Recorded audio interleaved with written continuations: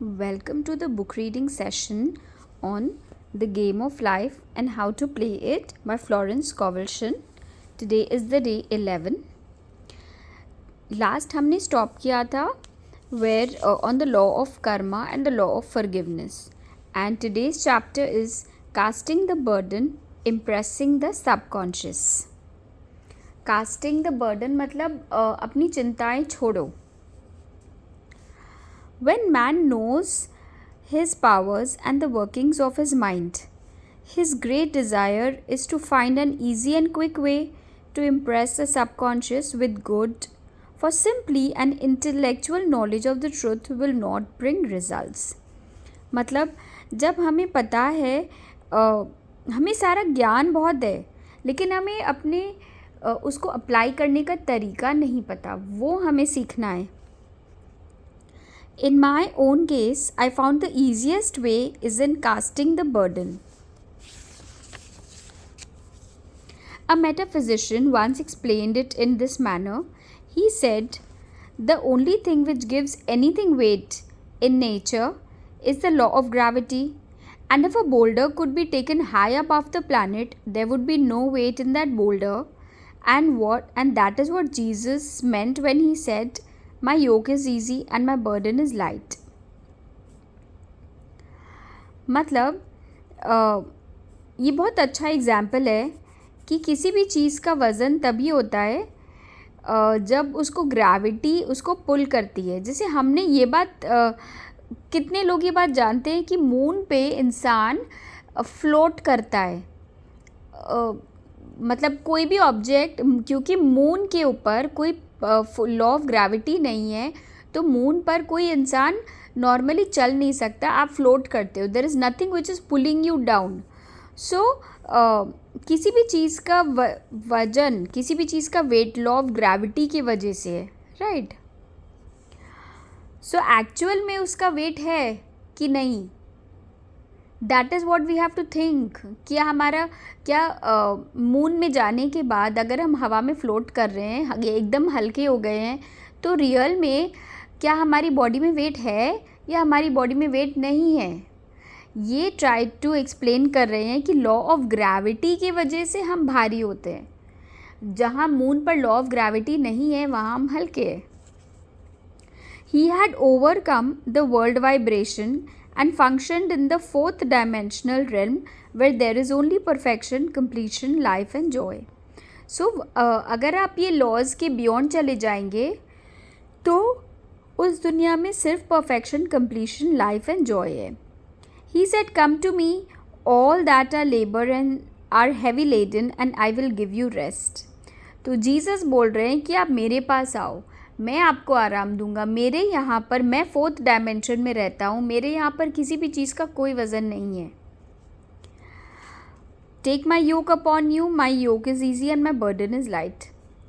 We are also told in the 55th Psalm to cast that burden upon the Lord. So basically ये जो पूरी chapter की heading है, cast your burden, ये Bible से ली हुई है और इसको हिंदी में हम ट्रांसलेट करते हैं तो अपनी चिंताएं छोड़ो. Many passages in the Bible state that the battle is in God's, not that the battle is God's, not man's, and that man is always to stand still and see the salvation of the Lord. कितनी simple line है ना कि हर चीज़ को हम अपनी battle बना लेते हैं. एक्चुअल में बैटल हमारी है ही नहीं, वो तो भगवान की बैटल है. हमें तो सिर्फ शांत रहना है. हमने लास्ट चैप्टर्स में भी 2 टॉपिक सीखी. वो टेलीफोन वाली जो लेडी की एग्जाम्पल थी उसमें था कि जब तक एक शांत समुंदर नहीं होगा तब तक हमारी शिप नहीं आएगी. उसने भी she had surrendered to God. Remember that story, it was so beautiful. This indicates that the super conscious mind और Christ within is the department which fights man's battle and relieves him of burdens. मतलब हमारे अंदर, जैसे हमने discuss किया था, हमारे अंदर 3 तरीके का माइंड है. हमारा कार्नल माइंड, कॉन्शियस माइंड, सब कॉन्शियस एंड सुपर कॉन्शियस. तो हमारा जो सुपर कॉन्शियस माइंड है वो तो हमेशा गॉड से कनेक्टेड है. वो हमारे अंदर जो हम बोलते हैं हर एक इंसान के अंदर भगवान है, वो क्या है, वो गॉड का एक स्पार्क है जो गॉड से कनेक्टेड है। ये एक इंसान है जो हर बैटल को हमारे लिए लड़ता है। ये वाला जो माइंड है ये हर बैटल को लड़ता है और हमें रिलीव करता है। We see therefore that man violates law if he carries a burden. मतलब अगर हम चिंता कर रहे हैं तो हम तो भगवान की लॉ को क्रॉस कर रहे हैं। And a burden is an adverse thought or condition and this thought or condition has its root in the subconscious. So basically हम जो भी चीज़ की चिंता कर रहे हैं वो सिर्फ एक थॉट है जो हमने अपने सबकॉन्शियस में फीड कर रखा है। It seems almost impossible to make any headway directing the subconscious from the conscious और reasoning mind, as the reasoning mind is limited in its conception and filled with doubts and fears। मतलब ये बहुत difficult है आप subconscious mind को believe कराना कि नहीं ये गुड हेल्थ तुम्हारी है, ये सारी अबंडेंस तुम्हारी है, there are no problems, everything is happy. ये हम अपने मेंटल कॉन्शियस माइंड को एक्सप्लेन कराना बहुत मुश्किल है क्योंकि वो हर समय किस चीज़ से भरा हुआ है, डाउट एंड फियर से। How scientific it is to cast the burden upon the super conscious mind where it is made light और dissolved into its native nothingness. So ये लोग क्या बोल रहे हैं कि इट इज़ लॉजिकल ना, अगर हमें पता है कि हमारे अंदर तीनों तरीके के माइंड है, मेंटल माइंड है जो हमें सही सोचने नहीं देता, सबकॉन्शियस माइंड का कोई काम नहीं है, जो मेंटल माइंड सोचेगा वो सबकॉन्शियस माइंड कर देता है, और सुपर कॉन्शियस माइंड है जिसको सब पता है कि ये गलत है। तो हमें किस माइंड को एक्टिवेट करके रखना है? It is so easy, it is scientific ना कि हमेशा अपने सुपर कॉन्शियस माइंड को एक्टिवेट करके रखो। For example, a woman in urgent need of money made light upon the Christ within the super conscious with the statement, I cast this burden of lack on the Christ and I go free to have plenty. मतलब किसी भी कोई भी situation हो, कोई भी चिंता हो, कोई भी डर हो जो हमें खाए जा रहा है, आपको क्या करना है? इन्होंने क्या किया था?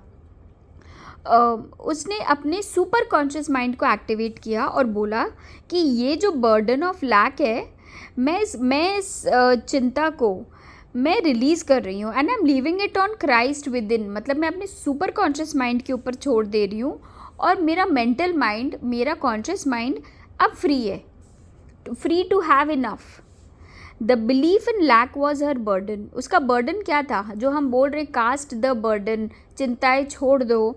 उसकी चिंता क्या थी कि उसको बहुत विश्वास था कि मेरे पास इनफ नहीं है।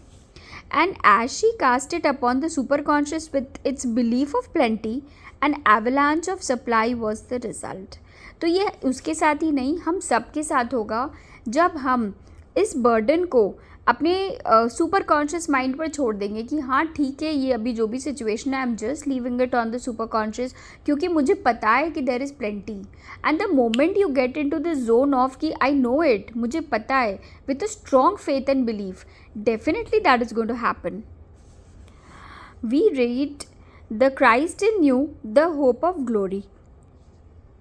Another example, one of my students had been given a new piano and there was no room in her studio for it until she had moved out the old one. She was in a state of perplexity. She wanted to keep the old piano but knew of no place to send it. She became desperate as the new piano was to be sent immediately. In fact, was on its way with no place to put it. She said it came to her to repeat, I cast this burden on the Christ within and I go free. लेकिन ये बात याद रखिए, ये जो chapter है ये cast this burden, भगवान, ऊपर वाले भगवान के ऊपर हम चिंताएं नहीं छोड़ रहे, अपने अंदर वाले भगवान पे, अपने हमारे अंदर एक जो गॉड माइंड है हमें उसको एक्टिवेट करना है। डोंट मेक दिस मिस्टेक कि चिंता छोड़ के ऊपर वाले भगवान, बाहर वाले भगवान को हमें नहीं अभी नहीं हमने इम्प्रेस करना है। हमें अंदर वाले जो, हम सबके अंदर जो गॉड है, हमें अपने अंदर वाले गॉड को बिलीव करना है, उसके ऊपर ये सारी रीज़निंग छोड़नी है। तो ये जो एग्ज़ाम्पल थी, वन ऑफ द एक लेडी, उसने न्यू पियानो ख़रीदा। अब आपको पता है बाहर में इतने बड़े बड़े घर नहीं होते कि बस हम सामान स्टॉक कर सकें कबाड़ी की तरह जो यहाँ हम कर सकते हैं। They have very limited spaces. So अगर उसको न्यू पियानो ख़रीदना था तो उसको डेफिनेटली पुराना हटाना पड़ेगा, क्योंकि उसके पास जगह नहीं थी और उसको पुराना हटाने का एकदम मन नहीं था। तो उसने क्या किया, इस छोटी सी सिचुएशन में भी उसने क्या किया, I cast this burden on the Christ within, मैं अपने अंदर की भगवान के ऊपर ये चिंता छोड़ दे रही हूँ और मैं फ्री हूँ। अब मैं इसके बारे में आई गो फ्री, मतलब अब मैं अपने मेंटल माइंड से अब मैं कोई थॉट नहीं क्रिएट करूँगी इससे related. A few moments later, her phone rang, and a woman friend asked if she might rent her old piano, and it was moved out a few minutes before the new one arrived. अब सोचिए, जैसे ही उसने ये release किया, अपने mental thought से डर चिंता को हटाया कि मैं इसकी चिंता नहीं करूँगी, इंस्टेंटली उसकी किसी एक फ्रेंड ने फ़ोन किया कि उसको एक ओल्ड पियानो चाहिए था, वो रेंट करने को रेडी है, और वैसे ही वो आके ले गई एंड न्यू पियानो के लिए अपने आप जगह बन गई। I knew a woman whose burden was resentment. She said, I cast this burden of resentment on the Christ within, and I go free to be loving, harmonious and happy. सो एक और example इन्होंने share किया एक lady के बारे में जो हर समय लोगों से बहुत चिढ़ती थी, कुछ भी सिचुएशन में बहुत हैप्पी नहीं होती थी। तो उसको जब बोला गया ये वाली टेक्निक प्रैक्टिस करने के लिए, तो उन्होंने कैसे इसको यूज़ किया, I cast this burden of resentment on the Christ within, अपने अंदर के गॉड को मैं ये बर्डन छोड़ रही हूँ, रिलीज़ कर रही हूँ, एंड आई गो फ्री, और अब मैं लविंग, हारमोनियस और हैप्पी हूँ। The almighty super conscious flooded the subconscious with love and her whole life was changed. So आप समझ रहे, हम या तो अपने कॉन्शियस माइंड से कुछ काम कर, सबकॉन्शियस माइंड को एक्टिवेट कर सकते हैं, या ये वाली स्टेप करके हम अपने सुपर कॉन्शियस माइंड को भी एक्टिवेट कर सकते हैं जो सबकॉन्शियस माइंड को फीड करेगा। For years, resentment had held her in a state of torment and imprisoned her soul. कितने साल से उसके अंदर ये वाली प्रॉब्लम थी जो उन्होंने विद इन सेकेंड्स क्योर कर लिए। The statement should be, अच्छा, I'm sorry, this is not within seconds. The statement should be made over and over and over, sometimes for hours at a time, silently or audibly, with quietness but determination. This is very important. ये एक बार बोलने से नहीं होता, ये आपको बार बार repeat करना है, कितने बार घंटों तक, कितने बार दिनों तक रिपीट करना है। आवर्स भी हमारे लिए इनफ नहीं है, क्योंकि हमारी जो माइंड की ट्रेनिंग है ना वो तो सालों साल की है। तो क्या 2-4 घंटे में हम उसको चेंज कर लेंगे? नहीं हो पाएगी ना। थोड़ा सा और एफर्ट लेना है, थोड़ा और समय देना है, और हमें अब आप ये सेंटेंस को क्वाइटली भी बोल सकते हैं, ज़ोर से भी बोल सकते हैं, लेकिन एक बात हमेशा याद रखें, मन शांत होना चाहिए। ये क्वाइटनेस मतलब धीरे से नहीं, ये क्वाइटनेस है मन की शांति। मन में तूफान नहीं उठने चाहिए, मन में कोई भी डर चिंता नहीं आनी चाहिए, और एक स्ट्रॉन्ग डिटर्मिनेशन होनी चाहिए। जब ये लाइन ये बोलते हैं कि I go free to be loving happy, उसमें बहुत डिटर्मिनेशन चाहिए, बहुत बड़ी स्ट्रेंथ चाहिए। I have often compared it to winding up a Victrola. We must wind ourselves up with spoken words. So जैसे हम वो वाली, हमारे पास जो टॉयज़ नहीं, खिलौने नहीं होते थे जिससे चाबी घुमाने वाले टॉयज़ होते थे, तो उन्होंने एक कंपेयर किया है कि अपने आप को वैसे ही, अपनी चाबी को हमें वैसे ही घुमाना है ताकि वो जब जितनी देर तक वो चाबी घूमी हुई रहती है उतनी देर तक वो सही बजता है, राइट। हमने खेला है उस टॉय से। I have noticed in casting the burden, after a little while, one seems to see clearly. It is impossible to have clear vision while in the throes of carnal mind. Doubts and fears poison the mind and body, and imagination runs riot, attracting disaster and disease. So ये बात एकदम याद रखिए कि हम जो ये step कर रहे हैं, ये जो बार बार हम सेंटेंस बोलते हैं कि I cast this burden of, जो भी हमारी प्रॉब्लम है, on the God within, and I am free to be, और जो हमें चाहिए वो सिचुएशन।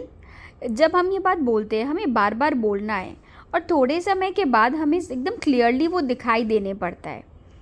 ये बात याद रखिए, it is impossible to have, अगर आप ये स्टेप नहीं कर रहे हो तो एक तो क्लियर माइंड होना बहुत मुश्किल है, क्योंकि हमारे नॉन स्टॉप डाउट और डर हमारी बॉडी को, माइंड को ना पॉइजन कर रहा होता है, और हमारी इमेजिनेशन इतनी वाइल्ड हो जाती है, हम इतना डर जाते हैं कि हम अट्रैक्ट कर लेते हैं ऑपोजिट नेगेटिव सिचुएशंस को, उस पर अपनी अटेंशन देके.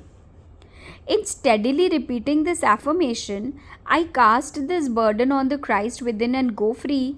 The vision clears, and with it a feeling of relief, and sooner or later comes the manifestation of good, be it health, happiness or supply. So basically, आप जब constantly इस affirmation को repeat कर रहे हो, आपकी vision clear होने लगती है, और जब हम ये लाइन बोल रहे हैं ना, आई गो फ्री, उसमें ना बहुत रिलीफ होनी चाहिए, डिटर्मिनेशन होनी चाहिए, भरोसा होना चाहिए, उसके बाद ही आएगी आपकी manifestation. One of my students once asked me to explain the darkness before the dawn. I referred in a preceding chapter to the fact that often, before the big demonstration, everything seems to go wrong, and deep depression clouds the consciousness. It means that out of the subconscious are rising the doubts and fears of the ages. These old derelicts of the subconscious mind rise to the surface to be put out. So basically ये वापस से ये अपने एक student ने उनको बोला कि इसका क्या मतलब है कि डार्कनेस बिफोर द डॉन, मतलब सनराइज़ के पहले का जो अंधेरा होता है, उसका क्या मतलब है कि सामने की रोशनी आपको कहाँ दिख रही है. तो ये नेक्स्ट चैप्टर में बताएगी कि कुछ भी, कितने बार हमारे लाइफ में कुछ जब बहुत बड़ा अच्छा आने वाला होता है ना, उसके ठीक पहले कुछ एक नेगेटिव अंधेरा ज़रूर आता है. बहुत बार हमने शायद पहले भी नोटिस किया होगा कि कितनी बड़ी खुशी, इतनी बड़ी न्यूज़, इतना बड़ा कुछ होने के पहले एक सैड चैप्टर या कुछ एक ग्लूमी चीज़ हुई है हमारे लाइफ में, और हमें उस समय ऐसा लगता है कि सब कुछ गलत होने वाला है, ये क्या हो रहा है, सब गलत हो रहा है. और जब हम इस स्पेस में आते हैं, हमारी कॉन्शियसनेस क्या हो जाती है, पूरी क्लाउडेड हो जाती है, और उस समय हमारी फियर और डाउट स्टार्ट होना लगता है, और जो न्यूज़ आने वाली हो रही होती है वो वहीं रुक जाती है, उसकी स्पीड स्लो हो जाती है, क्योंकि हमने अपने ही डाउट से उसे स्लो कर दिया. इट इज़ देन, उस समय जब हमारी माइंड में डर चिंता भर गया है, man should clap his cymbals like a Jehoshaphat and give thanks that he is saved even though he seems surrounded by the enemy. उस सिचुएशन में हमें क्या करना है, उस सिचुएशन में हमें थैंक यू बोलना है, और उस सिचुएशन से हमें बाहर निकलना है, उसको अटेंशन नहीं देके. The student continued, how long must one remain in the dark? until one can see in the dark, and casting the burden enables one to see in the dark. So ये बहुत अच्छी deep line है कि जब ऐसा अंधेरा है, सामने बड़ी सिचुएशन आ गई है, तो कितनी देर तक हमें उस अंधेरे में रहना है, उसका क्वेश्चन था. तो इन्होंने क्या आंसर दिया, जब तक आपको अंधेरे में दिखना स्टार्ट ना हो जाए तब तक आपको रहना है. एंड कास्टिंग द बर्डन, और जैसे ही अंधेरे के सिचुएशन में भी आपने ये बर्डन अगर अपने इनर गॉड को सरेंडर कर दिया, उसके बाद आपको उस अंधेरे में भी दिखाई देने लग जाता है. और ये फिज़िकली और रियल में भी हमने देखा है ना कि अचानक से अगर कोई हमारी रूम की लाइट ऑफ कर देता है, बिल्कुल अंधेरा हो जाता है, तो 1 सेकंड के लिए तो हमें कुछ भी नहीं दिखता, पूरा ब्लैकआउट हो जाता है. लेकिन 5 मिनट बाद अगर हम उसी अंधेरे में आँख खोल के रखते हैं और बहुत शांत रहते हैं, लाइट्स ऑन नहीं करते हैं, तो 5 मिनट बाद भी उस अंधेरे में भी हमें कुछ कुछ दिखाई देना स्टार्ट हो जाता है ना. ऐसा हुआ है हम सब के साथ, ये बहुत डेली एक्सपीरियंस है. सो ये यही बोल रही हैं कि जब कोई बहुत बड़ा अंधेरा आता है ना, तो लाइट के लिए हाथ पैर मत मारो, उस समय अपनी माइंड को शांत करो, अपनी बर्डन कास्ट करके जैसे ही आपको अंधेरे में दिखना चालू हो जाता है, आपकी तो प्रॉब्लम सॉल्व हो गई ना. सो आप इस कंपैरिजन को समझने की ट्राई करिए. Casting the burden enables one to see in the dark. जैसे ही अब हमने रिलीज़ कर दिया उस सिचुएशन को, उसके बाद हमें सब कुछ क्लियरली दिखाई देना पड़ता है. Okay, so in order to impress the subconscious, active faith is always essential. Active faith, please understand this word, कि आप कोई भी सिचुएशन की पूरी यू टर्न कर सकते हैं, पूरी टर्न अराउंड कर सकते हैं. आपको पूरा 1000% भरोसा होना चाहिए कि ये डेफिनेटली मेरी सिचुएशन नहीं है, और मेरी जो सिचुएशन है आपको उस पर भरोसा होना चाहिए. And it is always essential. Okay, faith without works is dead. मतलब in these chapters I have endeavored to bring out this point. So basically अगर आपने सिर्फ भरोसा ही किया और उसकी तरफ कुछ काम नहीं किया तो वो भी काम नहीं करेगी. But anyways, as promised, we have to stop here. We'll continue in the next podcast.